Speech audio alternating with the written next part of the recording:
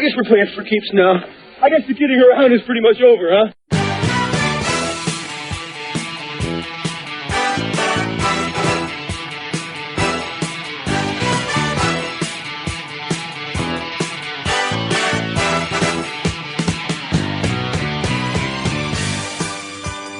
Good morning, Bucknutters. It is Thursday, January 21st, 2016. I am Dan Rubin. This is the Bucknuts Morning 5 and Change.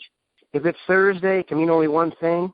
The dulcet tones of Steve Wiltfong, Director of Recruiting for 24/7 Sports.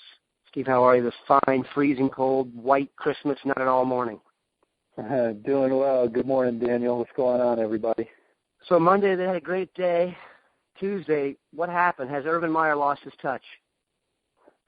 Look, man, it's expectations are high in Columbus on a daily basis, and Monday is already forgotten. You need to get more blue chippers. No, I'm just kidding. What a week it's been. Ohio State moves to number 1 in the 24/7 Sports recruiting rankings, getting Benjamin Victor, Dwayne Haskins, and Keandre Jones in the boat. I had never changed my crystal ball on Benjamin Victor. I had Ohio State, but some people on the front row kind of laughed at me when I posted from the Army Bowl that there was a lot of West Virginia buzz, and West Virginia ended up being the runner-up for Benjamin Victor, as quoted in Ryan Bardo's story on Bucknuts in the morning. But I think Dwayne Haskins had a lot to do with Benjamin Victor's commitment, in addition to the amazing job that Zach Smith did with that 2 years of hard work there. Urban Meyer very involved in that recruitment, and then Dwayne Haskins coming in at the end. Dwayne Haskins was recruiting for Ohio State for about a month before he announced that he was a Buckeye. So he played a part in it. I know when I talked to Benjamin Victor's coach that morning before it went public, his coach mentioned Dwayne being a big part of it, in addition to just really being a guy coming up from Florida and playing in the Big Ten. They think that he's a guy. They think that you can flex your muscles easier in the Big Ten than in the SEC at that position. So that got the day rolling. That was the unexpected one. I think. I mean, not that Ohio State didn't think they were going to get Benjamin Victor. They just were. They were surprised and obviously ecstatic about the timing. They knew Dwayne was coming. It was just a matter of when Dwayne wanted to announce it. And then when they got Keandre on campus, they knew they were getting him. But the Benjamin Victor deal on the same day, that wasn't orchestrated by the Buckeye staff. I think that was a pleasant surprise for them that it all went down on the same day. Keandre Jones was a name that kind of came off the radar, not for talent reasons, but just in the Ohio State perspective. Do you have any insight as to how that went down and what role Haskins played in that? I'm not sure, other than he's a guy that Keandre will know, and it appears that they are good friends and have known each other for a long time. But that just goes to show you what an Ohio State visit, what kind of impression Ohio State visit can make on a young man. And so Keandre Jones comes and visits and feels at home in a matter of 48 hours. And flips a verbal from a school that he was committed to for a long time. Now, granted, there were some major changes, obviously, with the staff at Maryland, so that gave him a different feel about the Terrapins. But he came to Ohio State, and the staff did a great job of making him feel at home. And obviously, he left the Buckeye and went public with it the next day. And I said this before, and I think people who were raised in the DMV like myself will echo this. Kids do not grow up in the DMV dreaming about playing football for Maryland. That's not an affront to Maryland's program. That's just the way it is. If you go back and look at the best players to come out of the DMV, they just don't go to Maryland. The DMV is the Wild West. They'll go anywhere. So you add in that to the coaching change. One little hidden, I don't even know if it's hidden, but, and you know this, Jones plays at a school that produces a number of Division I prospects yearly in good counsel, so that's another little reservoir to tap, don't you think? Yeah, and I don't know if you saw my quote, Dan, that I had in my article on Monday. I talked to legendary good counsel head coach Bob Malloy, who's just an awesome guy. He's won more games than any coach in Maryland history. He said Keandre Jones' performance against the Paul Catholic this year, where he had 16 tackles, was the best individual performance he's seen. That was against Kareem Walker. I actually linked that film into the story of that particular game. Keandre was making plays, obviously, from the linebacker spot and on special teams. Just a guy that plays with a huge motor. And then anytime you talk to an adult that has interacted with Keandre, they talk about what a great kid he is. And then I'll add one more log to the fire. We invited Keandre to play in the U.S. Army All-America Bowl. We picked the players at 24/7 Sports for that. And the only bad decision of the process Keandre made was to flip to the Under Armour game. Just kidding. But when he did flip to the Under Armour game, he's the only kid that's ever called and called me and was very thankful that we gave him the opportunity to play in the Army game. But for other reasons, he chose to play in the Under Armour game. But he called and talked to me for a couple minutes about it, and was real thankful that he also had the opportunity to play in the Army game. So he's just a good dude, and he'll be easy to root for in Columbus. To back that up, Steve, that's a great little anecdote. And to back it up even further, the guys at our Maryland site, led by Jeff Ehrman, do a weekly podcast, and they did one talking about, the issues that Maryland had and losing Haskins and such and losing Jones. And they spent about 10 minutes talking about Keandre Jones, and that's exactly what they said. The meeting that everyone thought was that he granted to Maryland at the last second was really so he could tell them face to face. They were saying, even the guys on the Maryland site, they were more upset about losing Keandre Jones. Now, I think that part of that is because of the recency effect, and everyone at Maryland who has access to the internet knew by that time that Haskins wasn't staying around. But they've said, Jones is known to be a grown man. So guys like that tend to do very well. I'm telling you, you say Bob Malloy, I'm not sure what impact that would have on someone. He's arguably the greatest coach in Maryland history. He's literally would be on the Mount Rushmore of the DMV football coaches of all time. He's literally a living legend. So he built good counsel from the ground up. That was a school that was the Northwestern, or an old school like where Purdue is now in the WCAC, and they brought it up to the point where they battled DeMatha yearly. I think DeMatha in the 24/7 Sports rankings, would always be one of the teams everyone would look out for. So that was a very cool pickup there. Let's talk about where we have to go from here. Obviously, down the stretch, I was trying to work this out before you called, so I want to try and work this out over the remaining spots. This is how I see it. I think they want to take a defensive tackle, one more athlete on offense, and 2 defensive backs. So let's talk about the defensive tackle spot. Obviously, the first pick is Rashard Lawrence. Do you see it as, if they don't get Rashard Lawrence, they put all their focus on Jamar King, the junior college guy who's a native of Detroit? Or do you think they move on after that? Where do you see the defensive tackle spot? They always got something brewing, They're just so organized with their recruiting efforts that they could get a D tackle in this class that we're not even talking about right now. And who knows, hell, it could be a high-profile guy. They just do a great job of moving on to the next guy, and they always have the next eval ready to roll. They like Dwayne Haskins committed to Ohio State in mid-December, but Ohio State was going to take another quarterback in 2016. They didn't end up having to offer one, but I guarantee if they weren't going to get Dwayne Haskins, they would have put out another offer for a guy that was a pretty damn good player, So, sure. Right now, I think Rashard goes to LSU. Never count out Ohio State. And then, from there, I'm just not sure what's going to happen. But if they really are gung-ho on getting a D tackle, they'll get one. The name I can't fill in the blank right now. But if that's a position that they really want to close with, then I think that they'll get a guy that they'll at least be happy about. Jamar King is in Alabama? Yeah, he's at Alabama this weekend on an official. Alabama, last I looked at the list, had 24 officials slated. 17 of those guys in the top 247, and then the nation's number one JUCO player on that list. So it's a humongous weekend and for them, and the guys that are priorities, I would assume, would get the most time.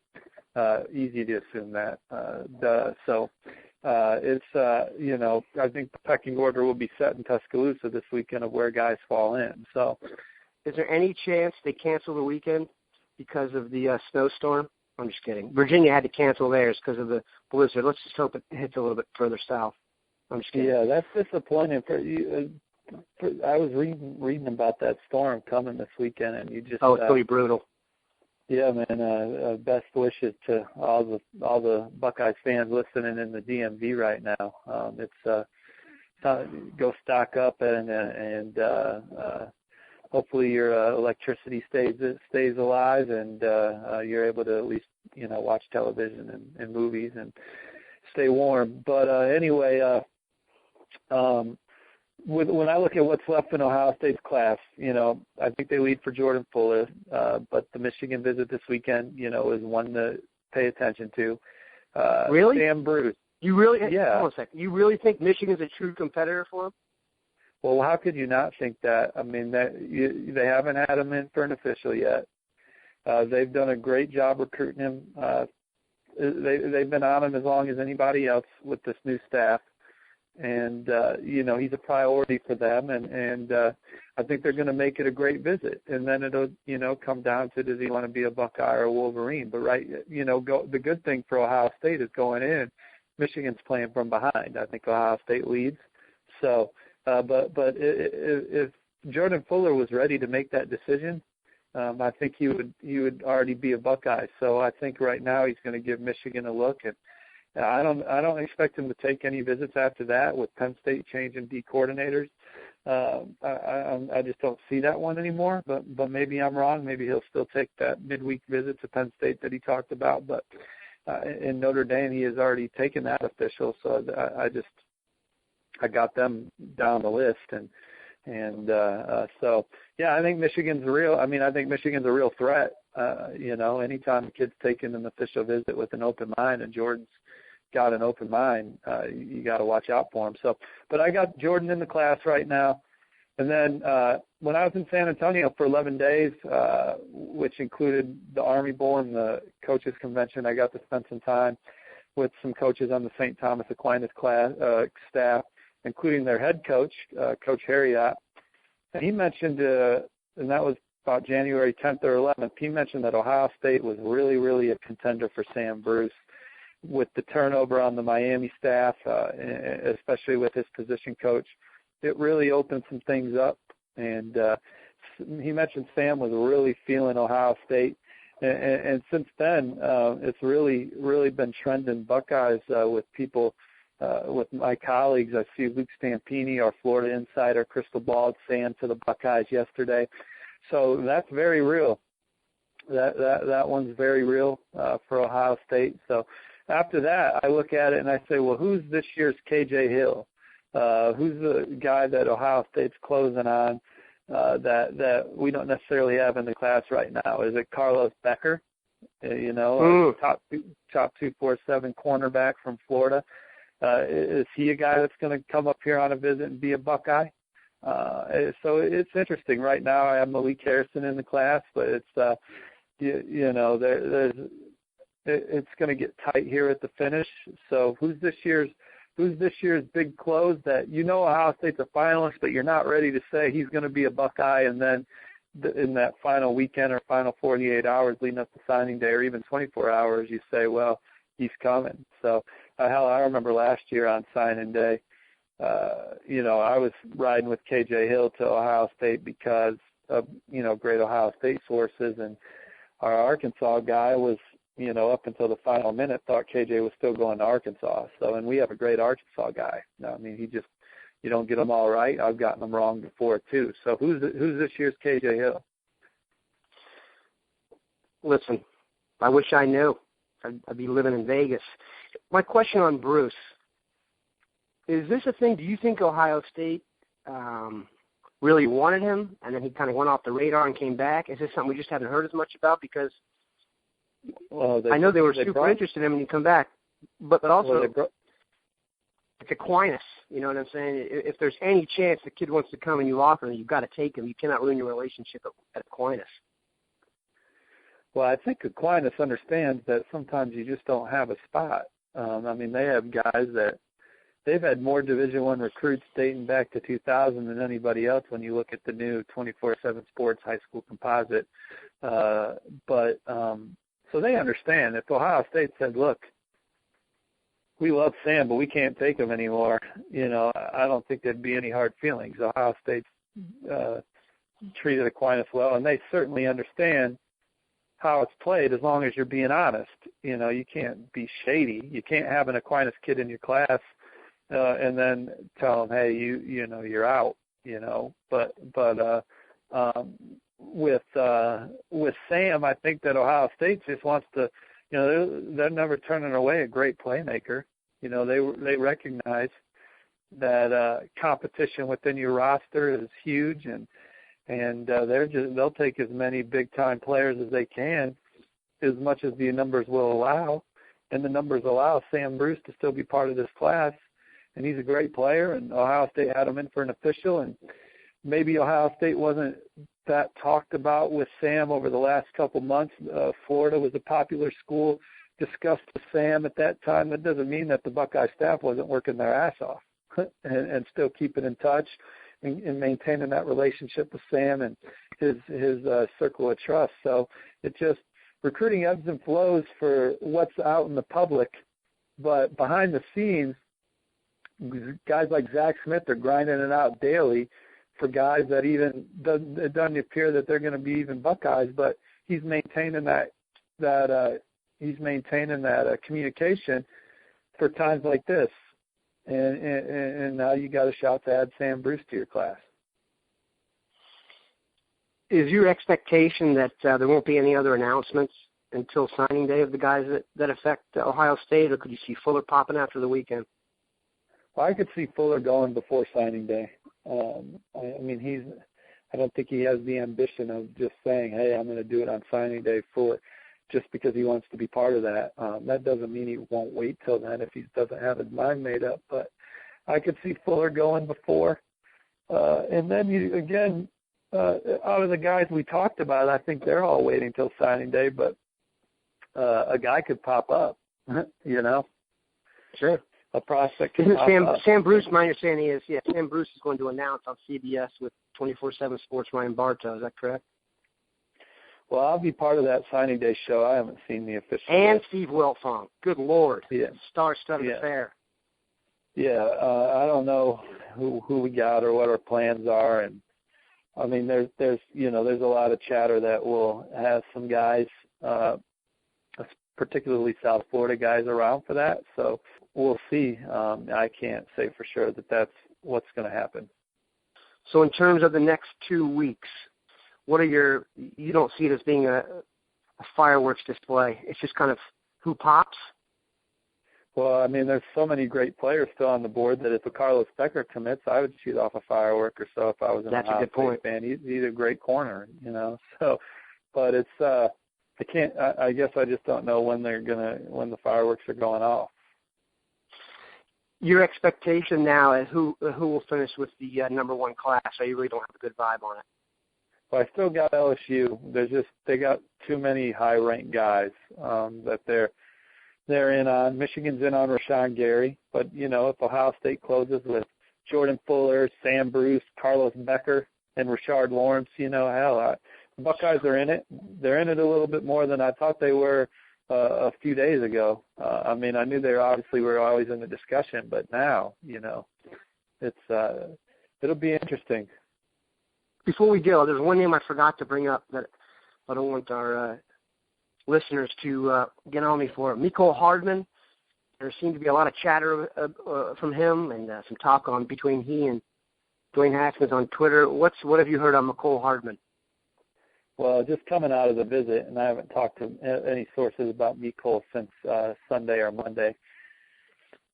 I just heard he loved it. In fact, you know, I was told he effing loved it. So we'll see what that means when he goes to make his decision. I think it was eye-opening.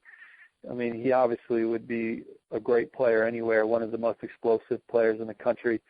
But he's a guy that also said Alabama was his leader at the U.S. Army All-America Bowl. So I don't know. It'd be easy for me to sit here and say I don't think he's going to be a Buckeye, but I think he had a great visit in Columbus.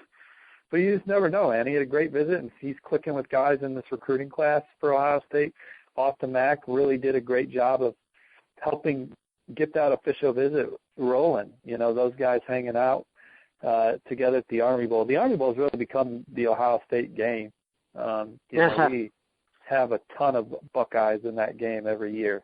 And I think the type of kid that plays in the Army game, those kids, go on to Ohio State, and it's just been a lot of fun having all those Ohio State guys in the Army game and getting to know them. But Austin Mack really put in work in San Antonio on Jordan Fuller, Mecole Hardman, guys like that. Not to say the others didn't, but Austin Mack's got a great personality. He's a leader, and very excited to be a Buckeye, and wants as many great players as possible to join him as a Buckeye.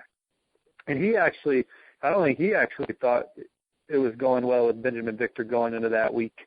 I remember him coming in to check-in and saying, yeah, I'm working on Donnie Corley, I'm working on Jordan Fuller, and I'll talk to Benjamin Victor, but I don't know what's going on there.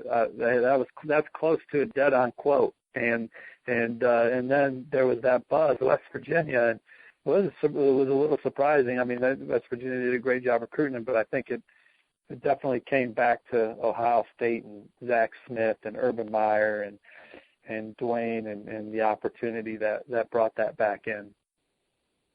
Yeah, and it's West Virginia, and this is Ohio State. Sorry, I don't talk that often, but come on. Great day, Steve. We appreciate it. The fireworks are still to come, especially with the herb anchoring the charge. Stay tuned, Bucknutters.